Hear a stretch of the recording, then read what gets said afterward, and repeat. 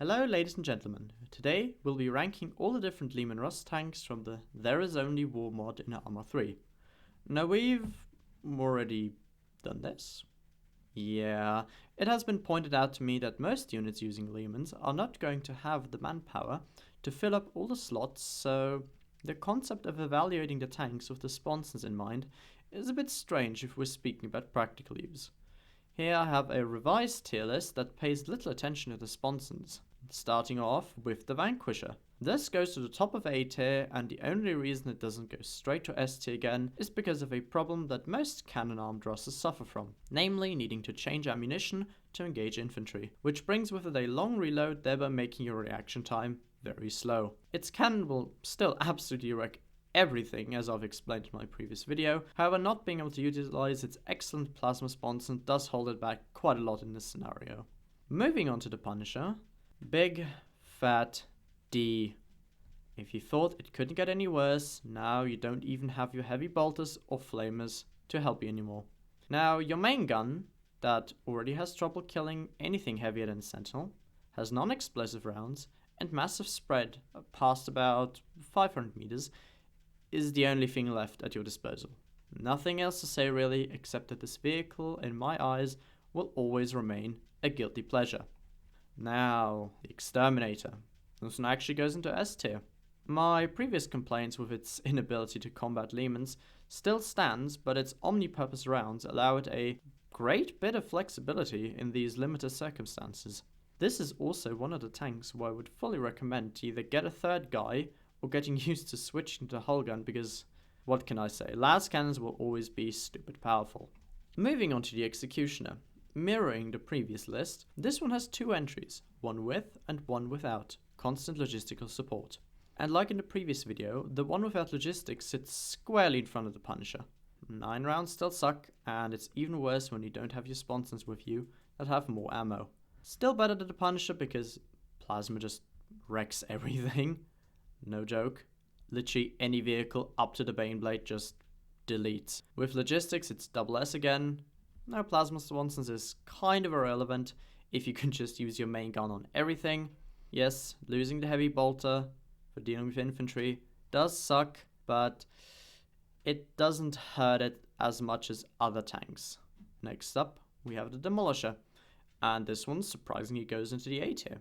Now, it barely manages to get into A tier, but seeing as this new meta favors flexibility of the main armament, and the loss of its secondaries really don't hurt it as bad, I think this spot is well deserved. It still has terrible ballistics, it has low range with the not so great optics or auto-zeroing or whatever you want to call it, and the anti-armor is fairly limited.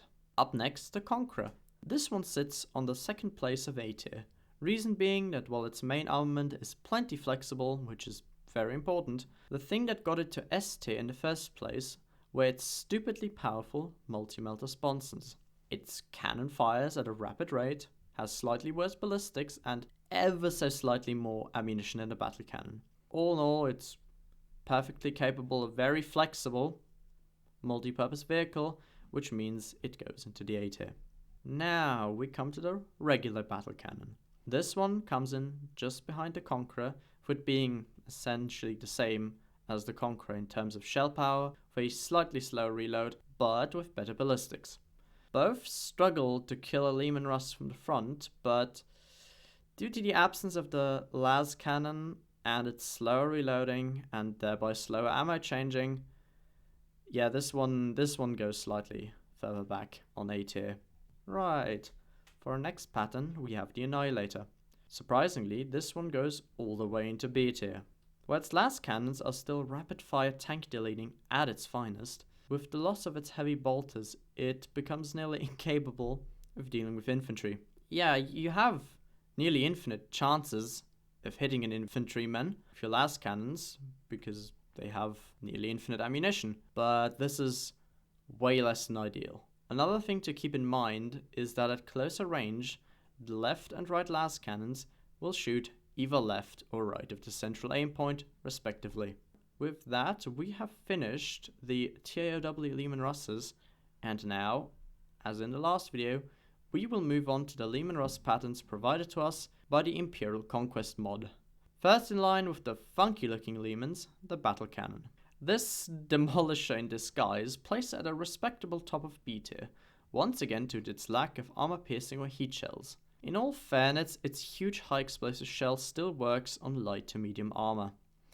The reason it has risen in B tier is due to its bolters not actively disrupting its excellent optics anymore, and the fact that the coaxial stubber is a wonderful and versatile weapon which I wish that every tank had.